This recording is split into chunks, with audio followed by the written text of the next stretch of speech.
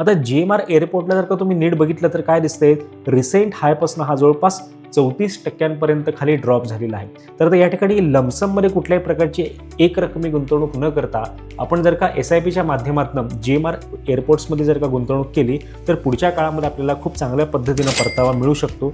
Overall याचं structure खूप छान स्ट्रक्चर आहे आणि ओव्हरऑल या कंपनीचे फंडामेंटल्सचा जरी आपण विचार केला तरी ही कंपनी फंडामेंटली या ठिकाणी आपल्याला चांगल्याच परिस्थितीमध्ये दिसेल. तुम्हाला त्याचा फंडामेंटलचे रिझल्ट देखील तुम्हाला अशाच पद्धतीनं पॉझिटिव्ह दिसतील. याचं जर का आपण वीकली चार्ट जर का बघितलं तर वीकली चार्टवरती काय झालेलं आहे, तर वीकली चार्टवरती हा कंटिन्युअसली वरती होता. आता अलीकडच्या काळामध्ये 50 EMA जो आहे हा वीकली चार्टवरती खालच्या साईडला ड्रॉप झालेला आहे, परंतु 200 ॲव्हरेज जे आहे वीकली चार्टवरचं ते या ठिकाणी सध्या 59-60 रुपयेच्या आसपास दिसते. त्यामुळे सध्या हा एका सपोर्ट एरियाकडे, मेजर सपोर्ट एरियाकडे आलेला आहे.